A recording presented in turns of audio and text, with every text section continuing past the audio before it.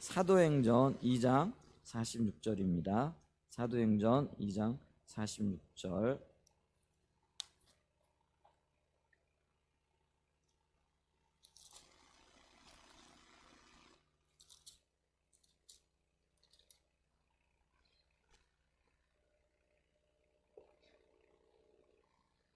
사도행전 2장 46절입니다. 우리 같이 한 목소리로 한번 읽도록 하겠습니다. 시작. 날마다 마음을 같이하여 성전에 모이기를 힘쓰고 집에서 떡을 떼며 기쁨과 순전한 마음으로 음식을 먹고. 아멘. 오늘 이 말씀을 토대로 해서요, 오이코스의 성격이라는 주제를 가지고 좀 말씀을 나누기를 원합니다. 일반적으로 우리가 그 교회의 목적을 크게 네 가지로 이렇게 분류를 하게 되어지죠. 그것을 십자가의 그 모양으로 이렇게 표시하면은 우리가 그것을 조금 더 이렇게 쉽게 이해할 수 있는데요. 좀 그림을 좀 올려주시기 바랍니다.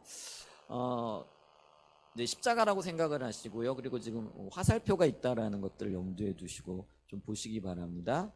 그래서 이렇게 보면은 위로는 우리가 하나님 앞에 예배가 드려져야 되고요. 아래로는 하나님의 사람들이 훈련되어지고 양육되어져야 되는 부분이 있고요. 그 다음에 이제 옆으로는 하나님의 말씀이 선포되어짐으로 구원받는 사람들이 돌아와야 되는, 이제 이걸 가리켜서 우리가 전도 혹은 선교라 이렇게 얘기를 하고요. 또 한편으로는 성도들끼리의 그 교제, 이걸 이제 코이노니아, 계속 좀 비춰주세요. 비춰지고 있나요? 이걸 이제 코이노니아라 이렇게 얘기를 하죠. 그래서 사랑의 교제라 이렇게 이야기를 합니다. 그리고 흔히 이것을 갖다가 교회 학자들은 교회의 중요한 네 가지 기능이라 이렇게 얘기를 합니다. 그러니까 교회에는요, 예배가 살아 있어야 되고요, 선교가 주님의 뜻 가운데 행해져야 되고요, 성도들 간의 아름다운 코이노니아 교제가 이루어져야 됩니다. 뿐만 아니라 다음 세대들이 믿음으로 잘 길러져야 되는 그런 책임과 의무가 있다라고 이렇게 얘기할 수가 있겠죠. 자, 그 중에서도요, 예배가 사실은 가장 중요합니다. 그래서 지난번에 우리가 이런 것들을 토대로 해가지고 예배가 무엇인가 이 부분을 좀 집중적으로 이렇게 다뤄봤잖아요. 예배가 중요한 이유는 그 하나님께서 우리를 창조하신 목적도, 또 우리가 죄 가운데 있을 때 건지시고 구원하신 목적도, 그리고 우리가 선교를 해야 되는 목적, 그래서 잃어버린 영혼들이 주님께로 돌아와서 그들이 하나님의 자녀로 거듭나는 것도 결국은 예배 때문에 그렇다라는 거죠. 그래서 하나님은 예배 받기를 기뻐하시고 예배 받기를 즐겨 하시는 분이기 때문에 우리 모든 하나님의 백성들이 하나님 앞에 예배를 드려야 된다라는 거죠. 그래서 우리가 이렇게 예배를 통하여 하나님을 마음껏 찬사하고 높여드리죠. 뿐만 아니라 예배 가운데 하나님과의 만남이 이루어지고 또 그분으로부터 영적인 힘을 공급받아서 하루하루를 살아가게 되어지는 거죠. 뿐만 아니라 이 예배를 통하여 다른 세 가지 기능들이 활발하게 되어지고 그 의미가 살아나게 되어지는 이제 그런 역할을 한다라는 거죠. 그래서 네 가지 기능이 있지만 그 기능들 중에 가장 중요하고 토대를 이루는 것이 바로 예배다. 그래서 교회는 예배가 살아 숨쉬어야 되고 예배를 통해서 활력이 끊임없이 공급이 되어져야 된다라는 것이지요. 또 한편으로는 우리가 예배를 통하여 가장 우선적으로 감당해야 될 사명, 그러니까 교회의 소명이 있는데 그게 다른 것이 아니라 선교의 영역이 되어진다라는 것이죠. 그래서 하나님께서 하나님 백성들을 부르셔서 양육하시고 또 사랑의 교제를 통해서 우리를 튼튼하게 하시는 이유가 뭐냐면요, 우리로 하여금 하나님의 말씀을 선포하고 전하게 하시기 위함이라는 것이죠. 그래서 어떤 측면에서 보게 되어지면은 이제 또 다른 교회의 핵심적인 요소가 선교다. 그래서 교회의 가장 중요한 두 가지 핵심적인 요소를 들라라고 한다면은 예배와 선교가 되어진다라는 것이죠. 그래서 제가 화살표를 예배와 선교에 초점을 맞춘 겁니다. 이거는 뭐냐면 끊임없이 우리가 추구해야 되고 나가야 될 교회의 소명이고 방향이라는 것들을 이렇게 말씀드리고 싶어서 이거를 지금 표현했고요.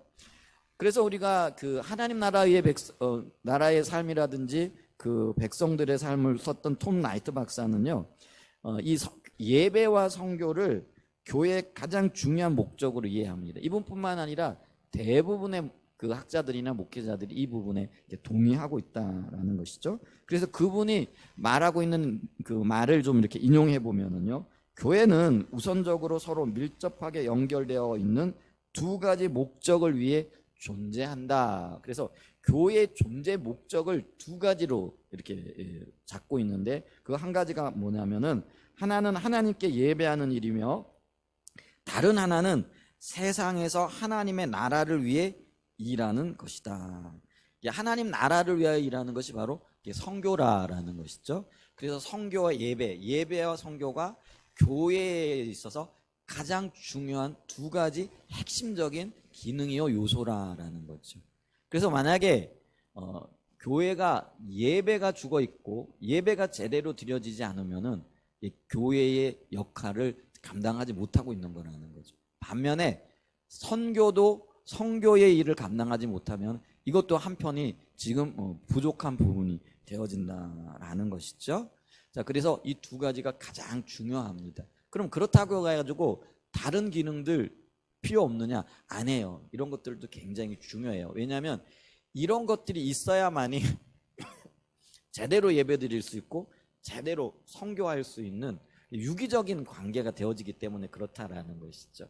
그래서 우리가 예배에 대해서 살펴봤는데 이제 순서로 따지게 되어지면은 선교를 살펴봐야 되죠. 근데 이 선교가 다른 말로 하면 전도인데 이 전도가 가장 효과적으로 전해지는 것이 관계 중심 전도입니다. 그래서 우리가 오늘날 효과적인 전도 방법으로서 또 선교의 어떤 도구로서 관계 중심 전도 혹은 관계 중심적인 선교를 이야기를 하고 있는데요. 그런데 그거를 지금 우리가 교회에서 지금 목요일날 성경 공부를 하고 있기도 하고, 그래서 또 지금 요즘 집중적으로 얘기를 되어지고 있어서 그것보다는 먼저 사랑의 교제 영역부터 좀 살펴가고 또 그 부분을 좀 다뤄보기를 원합니다. 왜냐하면은요, 이 사랑의 교제, 이게 이제 성도 간의 교제를 얘기를 하는데 이 교제가 어떤 방식으로 이루어지느냐 하면은요, 교회 소그룹 모임을 통해서 이루어진다는 것이죠. 근데 이제 우리 교회가 지금 두 교회가 합치고 또 코로나가 이렇게 오고 난 다음에 대부분의 교회가 이 소그룹 모임이 무너져 버렸어요. 그래서 이제 모든 교회들이 소그룹 모임을 새롭게 세우려고 하는데 예전처럼 이게 잘 되어지지 않는 영역들이 있더라는 거예요. 근데 우리 교회도 지금 그런 숙제를 가지고 있습니다.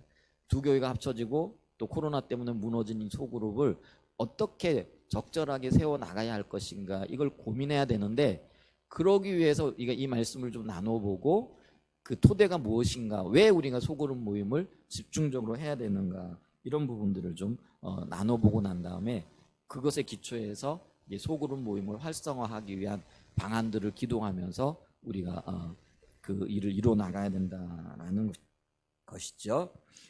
그래서 톰 라이트 목사님 혹은 박사님은요, 이 사랑의 교제, 이걸 이제 다른 말로 친교라라고 얘기를 하는데요. 이 친교가 교회의 기능의 세 번째 목적이 되어지는데, 이 친교는 처음 두 가지, 그 예배와 선교의 목적을 위해 봉사한다, 이렇게 얘기한다라는 거죠. 그러니까 소그룹 모임이 활성화되어지면서 이 소그룹 모임을 통해서 선교가 이루어지고요. 또 그 교제가 활발해지면서 하나님 앞에 예배 드리는 것들이 활성화되어진다라는 그런 의미라는 것이죠. 그래서 톰 라이트 목사님은요, 성경이 말하는 친교, 다른 말로 코이노니아라고 얘기를 하는데요. 이 친교를 그 합작 투자를 한 가족 사업에 비유를 하고 있다라는 거죠. 그만큼 한 사업을 하려고 하면은 온 가족이 협력하고 마음이 하나 되어져야 된다는 그런 의미입니다. 그렇잖아요? 예를 들면 조그만 가게를 하나 운영하는데도요, 온 가족들이 마음이 따로따로야, 합쳐지지 않아. 그러면은 가게가 제대로 운영되어지지 않잖아요. 그러니까 엄마가 잠시 자리를 비우면 아들이 그 자리를 대신하고, 또 오빠가 그 자리를 주면 동생이 또 자리를 대신하면서 이거를 잘 이끌어 나가야 돼요. 한 마음이 되어져야만이 그 가게가 잘 되어질 수 있는 것처럼 가족이 만든 합작 회사의 그 어떤 부분, 그런 어떤 뭐라 그럴까요? 연합이 이루어져야 된다라는 것들 이야기하고 있다라는 거죠.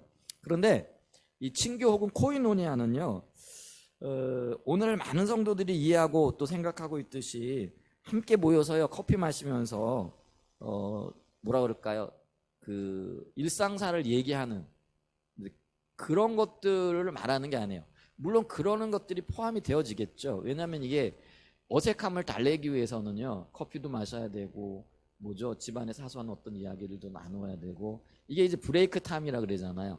어색함을 깨는 시간들이죠. 이제 그런 것을 위해서는 이런 것들이 잠깐 동안 필요할지 모르지만은 진정한 코이노니아 성도 간의 교제는요 단순하게 성도들이 만나가지고 커피 마시면서 또 일상사 얘기하고 또 잡다한 어떤 얘기들을 하는, 그게 아니라라는 것이죠.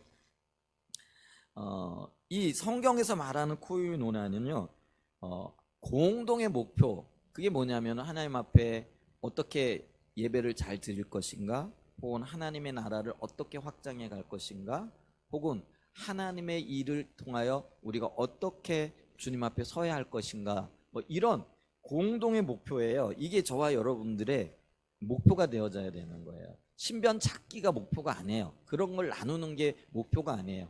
어떻게 하면 하나님을 더 잘 섬기고 하나님의 뜻을 따라가고 하나님의 인도를 따를 것인가, 이게 우리의 목적이 되어지고 목표가 되어져야 된다는 거죠. 그래서 이 공동의 목표를 위해서 연합해서 하나님 앞에 드려지는 것, 이거를 우리가 성경이 말하는 교제 혹은 성도의 사랑의 교제라고 말할 수 있다라는 것이죠. 그렇기 때문에 이 친교를 가족끼리 투자한 합작회사에서 주인의식을 가지고 함께 사업에 참여하는 것으로 비유할 수 있다라는 거죠. 톰 라이트 목사님이 그렇게 비유를 했다라는 것이죠. 자, 그러면서 이런 친교가 이루어지는 장이 소그룹 모임이에요. 근데 이 소그룹 모임을 교회마다 조금 다르게 표현하기도 해요. 어떤 교회는 이거를 구역이라 이렇게 얘기를 하기도 하고요. 어떤 교회는 이걸 셀이라 이렇게 얘기를 하기도 하고요. 어떤 교회는 목장이라 이렇게 얘기를 합니다. 전에 제가 알기로는 한사랑교회 같은 경우에는 이 소그룹 모임을 목장이라 이렇게 얘기를 했더라고요. 그런데 이제 우리 교회는요 이 그 소그룹의 이름을 오이코스라 이렇게 명칭을 합니다.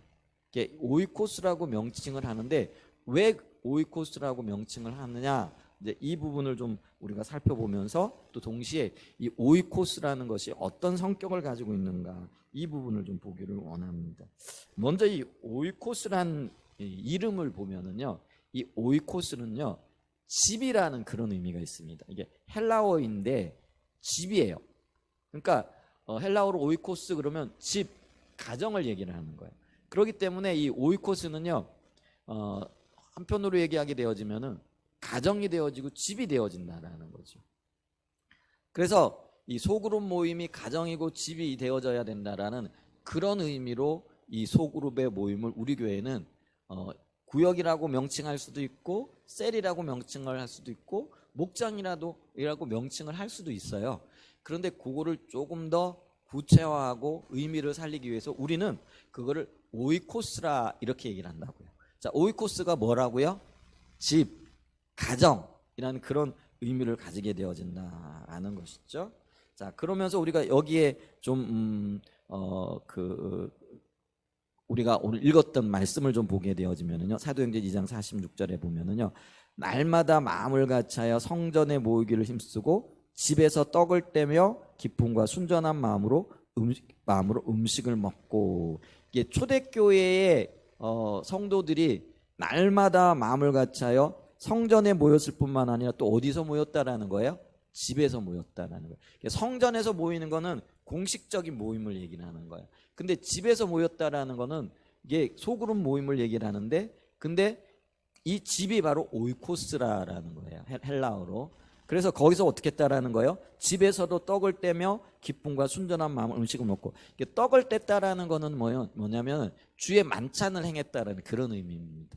그러니까 집에서도 교회에서 하는 일들을 감당하고 그 역할을 오이코스 모임에서 행해졌다라는 것들을 이야기합니다.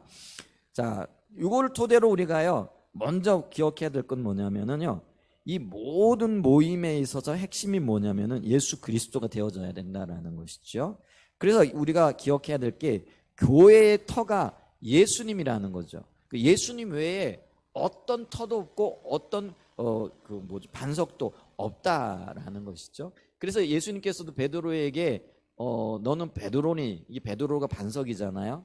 이거 너 이 터 위에 내 교회를 세우리라 이렇게 말씀하셨는데, 하나님께서 베드로에게 반석이라는 그런 별명을 붙여주신 건 뭐냐면요, 베드로가 이런 고백을 했기 때문에 그래요. 주는 그리스도시요 살아계신 하나님의 아들이시니이다.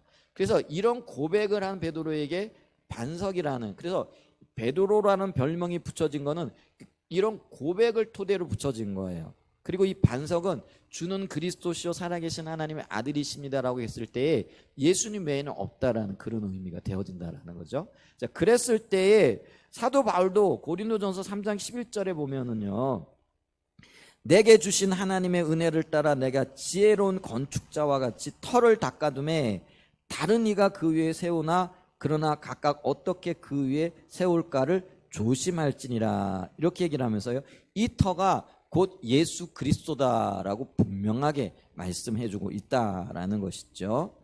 자, 보세요. 고린도전서 1장 30절에도요, 너희는 하나님으로부터 나와서 그리스도 예수 안에 있고 예수는 하나님으로부터 나와서 우리에게 지혜와 의로움과 거룩함과 구원함이 되셨으니, 그래서 예수님께로 모든 것들이 출발하고 있다라는 것들을 우리에게 말씀해주고 있다라는 것이죠.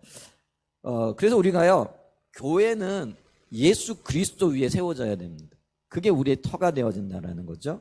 근데 이 예수 그리스도가 다른 말로 얘기하면은 우리에게 복음이 되어집니다.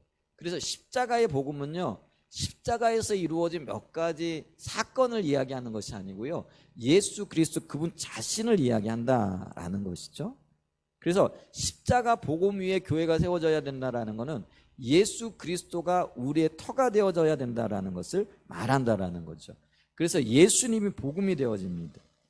그래서 우리의 신앙은요, 우리의 복음이자 우리의 신앙의 토대가 되어지는 예수 그리스도와의 인격적인 관계를 형성하는 것, 이게 바로 우리의 신앙이라는 거예요. 그래서 이 관계는요, 상대적이라는 것들을 또한 기억하셔야 됩니다. 그렇잖아요?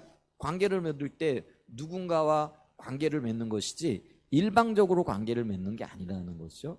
그래서 신앙은요, 예수님과 나와의 관계이고 예수님과 나 사이에 왔다 갔다 하는 것이 있어야 된다라는 것들을 의미하지요. 그래서 사도 바울이 고린도전서 2장 2절에 보면 내가 너희 중에서 예수 그리스도와 그의 십자가에 못 박히신 것 외에는 아무것도 알지 아니하기로 작정하였습니다. 내가 결심한 게 하나 있는데 그게 뭐냐면은 예수 그리스도와 그가 십자가에 못 박히신 것, 그러니까 예수 그리스도와 십자가에 못 박힌 사건이 하나예요. 그리고 그것이 십자가의 복음이라는 거예요. 그리고 이것이 예수 그리스도 안에서 생겨난 사건이라는 거죠. 그래서 주님이 존재하시기 때문에 십자가의 사건도 있고 부활 사건도 있는 거죠. 그래서 우리의 신앙에서 가장 중요한 두 가지 사건이 뭐냐면 십자가의 사건과 부활 사건이에요. 근데 이 십자가와 부활이 예수 그리스도 안에서 통합되어진다라는 것들을 기억해야 된다라는 거죠. 그래서 이 사도 바울은요, 내가 결심한 것이 있는데 그게 뭐냐면 예수 그리스도 그분을 알기를 원한다라는 거예요. 그리고 그분 외에 그 어떤 것도 내가 알지 않기로 작정하였다, 이렇게 얘기를 한다라는 거죠. 그래서 교회는요, 이 예수 그리스도 위에 세워져야 되는 겁니다. 그래서 이게 복음인데, 이 예수 그리스도의 터 위에 세워진 교회는요, 성령의 역사를 환영하고 받아들이고 그 성령의 역사와 함께 가야 되는 거죠. 그래서 우리 교회는요, 또 우리 교회뿐만 아니라 이 땅의 모든 교회들은요, 이 복음, 예수 그리스도와 또 성령께서 함께 하심, 그래서 그 성령의 인도를 따라서 예수 그리스도의 복음의 터전 위에서 굳건하게 세워져야 할 그런 책임과 의무를 가지고, 그렇게 되어질 때 이 교회가 건강한 교회가 되어진다라는 것이죠. 그래서 이 토대로 세워진 교회가 위로는 예배를 통하여 하나님 앞에 영광 돌리고 또 중보기도를 통하여 우리의 하나님의 원하심들을 담아서 주님 앞에 기도를 드리는 것이죠. 그리고 아래로는 양육과 리더십이 세워져야 됩니다. 제자 훈련을 하는 이유가 뭘까요? 하나님 나라를 짊어지고 갈 다음 세대들 그 리더들이 세워지기를 위하여 부지런히 양육하는 것이다 라는 것이죠. 그 다음에 옆으로는요, 믿는 자들과 교회 안에 믿는 자들과 사랑의 교제, 그러니까 이 토대를 중심으로 해서 하나님의 목적을 이루기 위한 성도들 간의 아름다운 교제가 이루어져야 되고요. 안 믿는 자들을 향하여는요, 선교와 전도를 통한 섬김의 역사가 있어야 된다라는 것이죠. 자, 그랬을 때 이 성도와 성도 사이에는 사랑의 교제가 핵심인데요. 이 사랑의 교제를 위하여 우리가 오이코스 모임을 갖게 되어졌다라는 것이죠. 사실 이 오이코스는요, 교제 이상의 기능을 한다라는 것이죠. 왜냐하면은요, 이 오이코스가 헬라어로는 아까 말씀드렸듯이 집이기 때문에 집에서 일어나는 모든 그 일들, 이런 것들이 표현되어지고 또 이런 것들을 통하여 성도의 교제를 뿐만 아니라 세상을 섬기고 하나님 앞에 영광을 돌리는 그런 역사들이 일어나기 때문에 그렇다라는 것이죠. 자, 그랬을 때 그러면은요, 이 오이코스가 어떤 성격을 가지고 있는가, 이걸 5가지로 나누어 가지고 구체적으로 좀 보기를 원합니다. 첫 번째로 이 오이코스는요, 작은 교회이다라는 것이죠.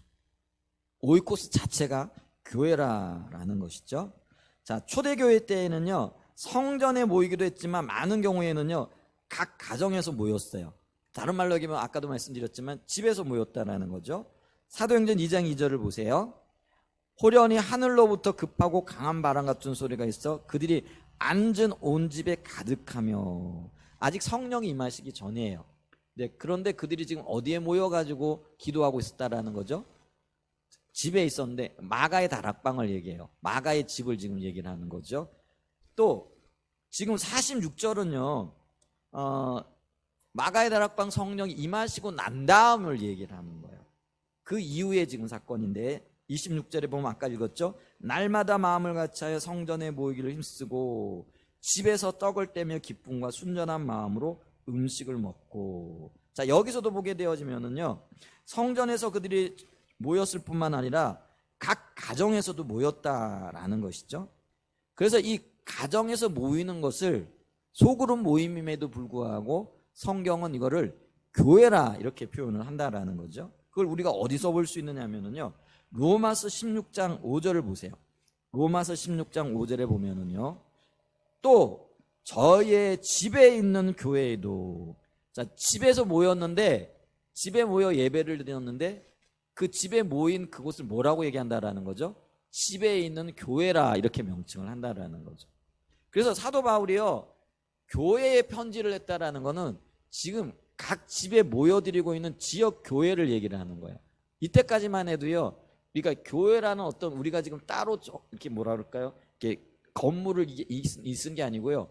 그래서 우리가 교회를 믿음의 사람들이 모인 그런 공동체를 가리켜 교회라고 하는데, 그들이 각 집에서 모였다라는 거죠. 근데 그 집에서 모인 그 교회를 예를 들면 로마에 있는 집에서 모였으면 로마 교회가 되어지는 거예요. 또 골로새에서 모여 누구의 집에 모였으면 그 지역이, 그 교회 집이 골로새 교회가 되어진 거예요. 그래서 여기도 보게 되어지면은 이게 로마서인데 로마에 있는 교회를 지칭하는 거예요. 저의 집에 있는 교회에도 문안하라. 내가 사랑하는 에베네도에게 문안하라.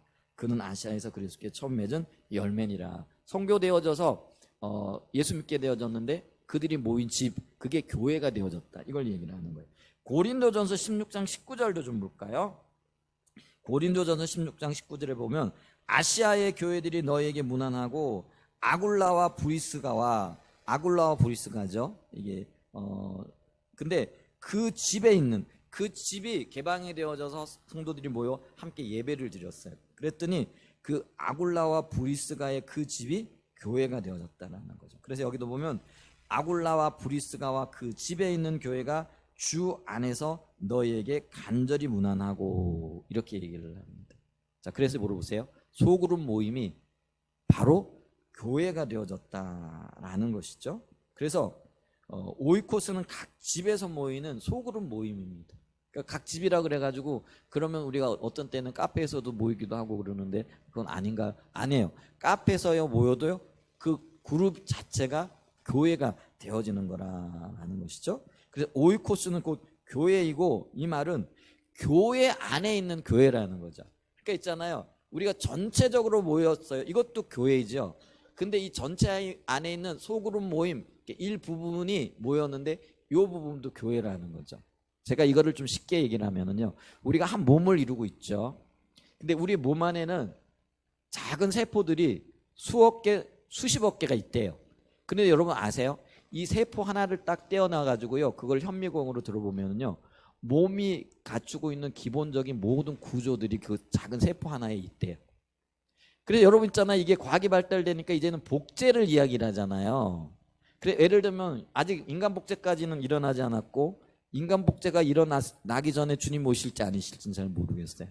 근데 뭐 돼지라든지 양들을 복제를 해가지고요, 그건 세포를 떼어낸 거예요. 근데 그 세포를 배양을 해가지고요, 그 세포가 그게 또 다른 양이 되어지는 거예요. 그 얘기는 뭐냐면은요, 요 작은 세포 안에, 요 작은 유전자 안에 뭐가 있다라는 거예요? 우리의 온몸이 가지고 있는 모든 것들이 다 들어있는 거라는 거예요. 그러니까 이게 뭐죠? 양 안에 양이 있는 거예요. 무슨 말인지 이해가 되어지시죠? 그러니까 교회 안에 교회가 있고 우리 몸 안에 또 다른 몸이 있는 거예요. 그래서 그 작은 세포들 다 떼어내가지고요, 그걸 배양하고, 이게 그런 시도를 하고 있는 게 지금 인간 복제예요. 근데 이 인간 복제가 지금 윤리적인 문제라든지 기술적인 문제라든지 이런 것들이 아직 완전하지 않기 때문에 많은 지금 논란이 일어나고 있는 부분이에요. 근데 그게 가능하다라는 거예요. 자, 제가 그런 비유를 제가 말씀드렸는데, 그래서 이 오이코스에는요, 오이코스 하나 속에는요, 사실은 교회 전체의 기능들과 성격이 모두 다 들어가 있다라는 거예요. 그래서 오이코스 안에서 우리가 오이코스로 모이지만 그 오이코스가 해야 될 일이 뭐라는 거예요? 하나님을 예배하고, 또 뭐에 제자를 양육해야 되고, 또 복음을 전해야 되고, 성도들 간의 교제가 있어야 된다는 거예요. 아멘?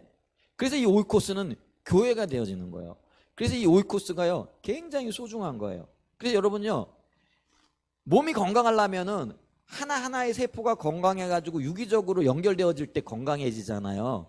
마찬가지로 교회가, 한사랑 예전 교회가 건강해지려고 그러면은요, 한사랑 교회 안에 있는 각 오이코스들이 다 건강해지고 그리고 튼튼해져야 돼요. 그리고 이 각 오이코스들이 서로 유기적인 연합과 결합을 하면서요, 온 몸이, 온 교회가 튼튼해지고 건강해되어지는 역사가 있게 되어진다는 거예요. 그러므로 여러분 보세요. 우리 오이코스의 건강 상태를 알려면은요, 우리 오이코스가 교회의 각 기능들을 잘 감당하고 있는가 없는가, 이거를 체크해 봐야 된다는 거예요.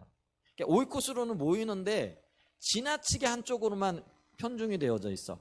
물론 교회가요, 각 기능이 있지만 그 중에 더 중요한 게 있고 우선순위가 있는 게 있어요. 아까 그래서 두 가지 기능 가장 중요한데 그게 뭐라고 그랬어요? 예배와 선교라 그랬잖아요. 그게 우선순위가 있을 수는 있어요. 자, 그럼에도 불구하고 이게 네 가지가 다 조화를 이루어야 된다라는 거예요. 근데 어느 한쪽만 두드러지거나 그것만 하게 되면은 이 오이코스나 교회가요, 건강해질 수 없다라는 것이죠. 그래서 우리가 오이코스가 지금 건강한가 아닌가를 판단하려면은, 우리 오이코스 안에 예배가 지금 제대로 되어지고 있는가, 또 성교가 지금 되어지고 있는가, 열매를 두 번째 치고라도요, 그걸 지향하고 있고 목적하고 있는가, 또 성도들과 간의 교제가 되어지고 있는가, 그리고 또 이 오이코스 구성원들이 자라나고 있는가, 이 부분들을 봐야 된다라는 것이죠. 그러면서도 우리가 아까도 말씀드렸지만 교회의 기능 중에서 가장 핵심적인 기능이 예배이기 때문에 예배를 통해서 하나님과의 만남이 이루어지고, 그게 가능해 나머지 것들이 가능하다라고 그랬죠. 자, 그렇기 때문에 이 오이코스에 있어서도요, 예배의 부분을 면밀하게 살펴보시고 중점적으로 살펴보면서 이 예배를 통하여 선교, 양육, 교제, 이 모든 것들을 견인해 갈 수 있어야 된다는 것이죠. 여러분 수레가요, 예를 들면 자동차가 잘 이렇게 굴러가기 위해서는요, 자동차 부품 하나하나가 다 중요해요. 그런데 그 중에 가장 중요한 게 뭐예요? 엔진이잖아요. 요즘은 배터리로 가기는. 엔진이든 배터리든 그게 제일 중요하잖아요. 그죠? 그게 고장이 나면은요, 다른 게 움직일 수가 없는 거예요. 그럼 우리 오이코스의 엔진이 뭐야? 하면은요, 우리 교회의 엔진이 뭐냐? 배터리가 뭐냐면 그게 예배라는 거예요. 그래서 이것이 가장 중요하고요. 그것에 맞춰가지고 이 기능들이 제대로 살아나야 된다라는 것이죠. 그래서 이 오이코스가 살려면은요, 예배가 살아나야 돼. 그래서 우리 오이코스 이렇게 하면 뭐 또 예배 드려요, 교제나 하지, 커피나 마시지. 때로는요, 우리가 예배 안 드리고 커피 마시고 교제하고 이럴 때도 있어요. 그런데 그럼에도 불구하고 우리가 가장 중점적으로 두고 마음에 새겨둬야 될 게 뭐라는 거예요? 예배가 살아나야 된다라는 거예요. 그래서 여러분 오이코스 모였을 때 뭐 예배 드려요? 주일날 낮에 한번 예배 드리면 되지. 이렇게 하시면 안 돼요. 왜냐하면 오이코스가 교회가 건강해지려면은요, 예배가 살아 있어야 되잖아요. 마찬가지로 작은 교회예요. 오이코스가 교회라 그랬잖아요. 이 교회가 건강해지려 그러면은요, 예배가 살아 있어야 된다라는 거죠. 이 원리를 잊지 마시기를 예수님의 이름으로 축복합니다. 아멘. 두 번째로요, 이 오이코스는요, 가정이고 가족이라는 거죠. 아까 제가 말씀드렸잖아요. 오이코스 자체가 말 뜻이 집이다, 가정이라는 그런 의미가 있다라는 것이죠. 여러분, 우리가요, 이 세상에서 가장 안심할 수 있는 것이 가정이잖아요. 가장 친밀한 곳도 가정이잖아요. 여러분, 사실 좀 그래요. 가정이 불안정하면은요, 우리 나가가지고 힘 못 얻어요. 그렇잖아요. 그래서 있잖아요, 이 성경에서는 가정을 굉장히 소중하게 여겨요. 그래서 이 가정이 소중하게 건강하게 자라기 위해서 서로 피차에 복종하며 서로 섬기라 이렇게 얘기를 하잖아요. 그리고 이 섬김의 가장 기본적인 게 뭐냐면은요, 죽게 하듯 해야 되는 거예요. 아멘. 그래서 보죠. 아내는 남편에게 복종하기를 그리스도께 복종하기로 하듯이 하라 이렇게 얘기를 하는 거예요. 그래서 여러분, 아내들이요, 남편에게 복종하실 수 있기를 축복합니다. 그러면 이제 남편들은 그래 봐, 성경이 그렇게 얘기를 하고 있잖아, 너 나한테 복종해야지. 아니요, 성경에 또 다른 의미를 얘기해요. 뭐냐면은요, 남편들이 아내 사랑하기를 교회가 그리스도를 사랑하듯 하라 이렇게 얘기를 해요. 그러니까 서로 서로에게 복종과 섬김의 의무가 지어진 거예요. 그리고 자녀들을 향하여서도, 또 자녀들은 부모를 향하여서도. 여러분, 이게 우리가 말씀에 순종하게 되어질 때 정말 건강한 가정이 되어지는 거예요. 아멘. 그래서 이런 건강한 가정, 그리고 이 가정이 서로의 필요를 채워지고 사랑과 섬김의 어떤 나눔들이 일어나는 곳이 가정이잖아요. 근데 오이코스가 가정이라는 거예요. 이 오이코스에서 가정의 역할, 가정의 역사들이 일어나야 된다라는 거예요. 다른 지체의 필요가 채워지고 아픔이 보살펴져야 되고 또 서로 나누고 이런 부분들이 있어야 돼요. 그래서 여러분, 이상적일지 모르지만은요, 우리가 주님 앞에 비밀이 없어야 되잖아요. 마찬가지로요, 가족들도요, 비밀이 있으면은요, 그게 온전한 섬김과 또 먼저 온전한 공유라 그럴까, 연합이 잘 안 되잖아요. 여러분, 아내에게 비밀이 많은 남편 신뢰할 수 있을까요? 남편에게 비밀이 많은 아내 믿을 수 있어요? 어떤 분들은 아니 개인 프라이버시가 있지 어떻게 그걸 다 나누며 삽니까? 아니요, 우리 주님 안에서는 그걸 나누어야 돼요. 그리고 보세요, 비밀로 간직해야 할 어떤 것들이 있으면은요, 그런 건 안 해야 돼요. 바람핀 남편이 아내에게 공개할까요, 안 할까요? 비밀이잖아요. 그런 비밀 해야 돼요. 그런 비밀들을 가져야 돼요, 안 가져야 돼요? 안 가져야 되는 거예요. 그러니까 있잖아요, 남편은 아내에게, 아내는 남편에게 서로 투명해야 되는 거예요. 여러분, 성도, 우리가 주님 앞에서 비밀이 있으면 돼야 안 돼요? 근데 우리는요, 이 개인 프라이버시가 있는 거지. 제가 그럴 때 참 마음이 답답해져요. 우리가 주님 앞에 자라나게 되어지면은요, 사랑과 섬김에는요, 여러분, 우리의 온 마음이 다 들어가는 거예요. 온 마음이 들어가게 되어지면은 이게 비밀이 있으면 안 돼요. 이게 비밀이 있게 되면 어떤 현상이 나타나느냐면은요, 서로가 서먹해지게 되어져요. 그리고 여기에 온전한 연합이 안 나타나는 거예요. 그래서 가능하면 비밀들을 줄여가실 수 있기를 축복합니다.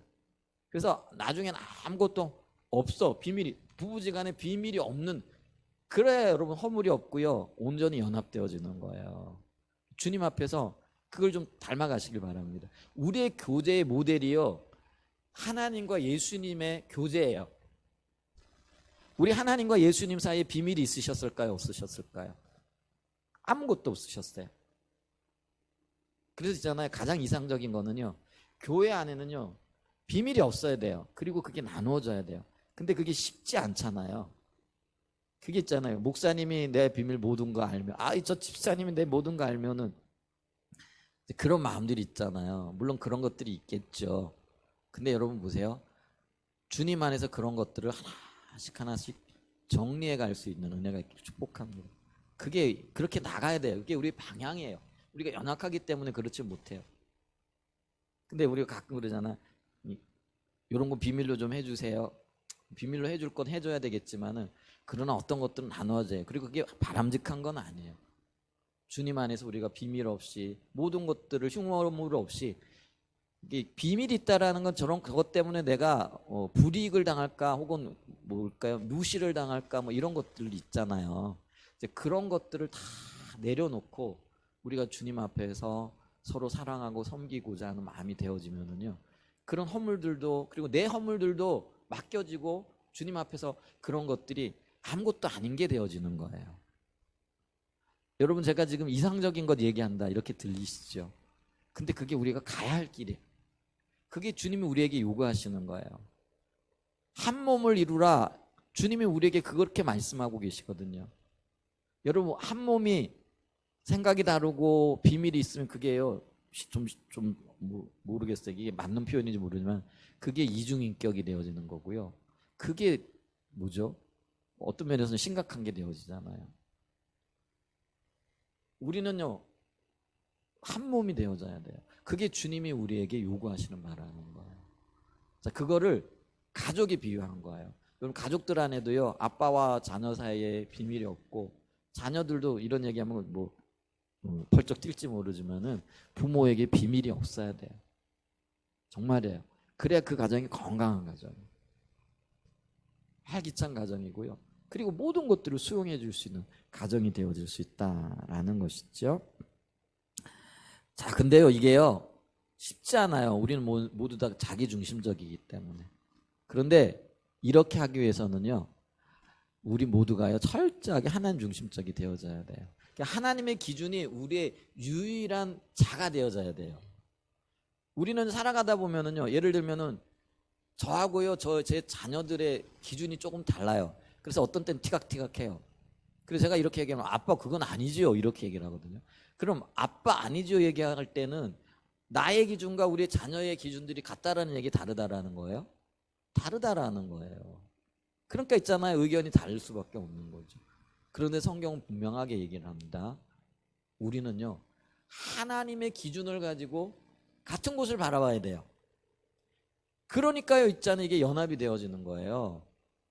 예를 들면 선교를 할 때도요, 하나님의 기준을 가지고 하나님의 기준에 맞는 선교들을 해가야 되는 거예요. 내 기준에 맞는 선교관을 가지고 선교를 펼쳐가면은요, 교회 안에 100가지 선교의 방향과 선교의 길이 나타나는 거예요. 그래가지고는요, 바른 선교를 할 수가 없는 거예요. 선교를 하는 것도요, 과연 하나님의 기준이 뭔가, 하나님이 선교를 할 때도 어떤 방법으로 하기를 원하시는가, 이걸 먼저 규명을 해야 된다라는 거예요. 그리고 하나님의 방법을 해야 되는 거예요. 사람을 섬기는 것도 그래요. 사람을 섬기는 것도요, 사람에 따라 다 달라요. 어떤 사람은요, 무조건 들어줘야 된다 그러고, 어떤 사람은 뭐예요? 아니다, 무조건 다 들어주는 게 그게 들어주는 게 아니다, 이렇게 얘기를 하고요. 다 다르다라는 거예요. 그러면은 하나님이 섬김을 얘기할 때 우리에게 어떤 기준을 제시하고 계신가, 이거를 봐야 된다는 거예요. 그래서 하나님의 기준에 맞는 선교관을 가지고 우리가 한 방향을 가지고 나가야 되고, 한 섬김을 해 나가야 된다는 것이죠. 그게 하나님 중심적인 거예요. 그래서 우리 모두가요, 교회 안에서 또 오이코스 안에서요, 이 하나님 중심적인 신앙으로 무장되어질 때만이요, 우리가 하나가 되어지는 거예요. 진정한 하나가 되어지는 거예요. 그래서 건강한 오이코스, 건강한 교회가 되어질 수 있다라는 것이죠. 아멘. 그래서 이 오이코스도요, 우리가 한 하나님을 섬기잖아요. 그러면 한 하나님의 관점을 가지고, 그것이 하나님 중심적인 신앙이죠. 그렇게 무장되어지고 또 그렇게 오이코스가 건강하게 자라나갈 수 있는 그런 은혜가 있으시기를 축복합니다. 그래서 이 오이코스는요, 가족이기 때문에 서로 서로의 필요를 채워주고, 영적인 필요가 있을 거고요, 육적인 필요가 있을 거고요, 또 심리적인 필요가 있을 거고요, 정신적인 필요가 있을 거예요. 여러분 있잖아요, 이 오이코스가 가족이라는 생각을 하게 되면은요, 이 그 오이코스 안에 있는 구성원들을 바라보는 게 달라져요. 여러분 남을 대할 때하고 가족을 대할 때 달라요, 같아요? 여러분 필요를 채우는 것도요, 남은요 배가 고프다 그래도요 뭐 그런가 보다 해, 좀 불쌍하다라는 생각은 하죠. 근데 가족이 배고프다 그러면은요 밤중에라도 뛰어나가 가지고요 먹을 것 만들어 내잖아요. 냉장고 뒤져 가지고요 먹을 거 찾아오잖아요. 그래요, 안 그래요? 그런데 영적으로 볼 때요, 우리는요 하나님의 한 하나님을 모시는 자녀들로 부름을 받았다는 거예요. 그래서 우리가 천국에 가면은요 하나님의 자녀들로 기억될 거예요. 저 사람 이웃집 남자, 이웃집 여인, 이게 아니에요. 내 형제요, 내 자매로 우리가 설 거라는 거예요. 그리고 교회는요, 천국에서 한 자녀로, 자매로, 형제로 살아가는 것들을 미리 연습하는 곳이 교회가 되어진다는 거예요. 아멘. 그래서 교회를요, 지체를요, 오이코스 안의 구성원들을요 남보듯 봐서는 안 됩니다. 내 가족들을 보듯이 봐야 돼요. 내 가족들을 보듯이 보게 되어지면은요 이게 달라요. 다를 수밖에 없어요. 그래서 그런 개념을 가지시기를 축복합니다. 그런 마음을 가져야만 된다는 거죠. 그렇기 때문에 내 가족이 지금 필요한 게 뭐지? 뭐 때문에 힘들어하지? 왜 고통스러워하는 거지? 이런 걸 살피는 거예요. 근데 또 문제는요, 요즘 보니까 이런 걸 살피면은요 관심 좀 꺼주세요. 오히려 이렇게 생각하는 분들도 있고, 제발 좀 홀로 내버려 두세요. 아니에요, 여러분. 있잖아요, 잘 받을 줄 아는 사람이 잘 베푸는 거예요. 도움도 받아본 사람이 도움을 베푸는 거예요. 사랑도 받아본 사람이 사랑할 줄 아는 거예요. 사랑을 베푸는 거예요. 그래서 여러분, 사랑받는 것을, 도움받는 것을, 보살핌 받는 것을 여러분 꺼려하지 마시길 축복합니다. 그걸 어려워하지 마시길 바랍니다. 그리고 도움을 베풀 때 기꺼이 도움 받으세요. 그리고 내가 도움 받고요, 나는요 그 도움을 그 사람에게 줄 필요 없어요. 다른 사람에게 주면 되는 거예요. 내가 받은 위로로 다른 사람들을 위로하면 되는 거라는 거예요. 거기서 오이코스가 더 활발하게 되어지고요, 더 건강하게 되어지고요, 더 든든하게 되어진다는 거죠. 이게 건강한 오이코스가 되어지는 거예요. 아멘. 그래서 오이코스는요 가족입니다. 가정입니다. 그래서 이런 마음을 가지고요 우리가 오이코스에 임할 수 있는 은혜가 있기를 축복합니다. 제가 5개를 말씀드린다 이렇게 말씀드렸잖아요. 3번째가 오이코스는 훈련소다. 4번째가요 오이코스는 병원의 역할을 하는 곳이다. 또 5번째가요 오이코스는요 산부인과 역할을 하는 곳이다. 새 생명이 태어나는 곳이죠. 그런 역할을 하는 곳이다. 오늘 2가지만 집중적으로 좀 살펴봤어요. 오이코스는 교회 안에 교회이다. 내 몸 안에 있는 작은 몸이다. 2번째로 오이코스는 가정이고 가족이다. 이걸 살펴봤고요.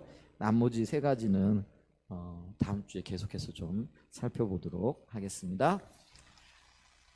네, 다 같이 일어나셔서요, 왕이신 나의 하나님 찬양하고 예배 마치고 회의하도록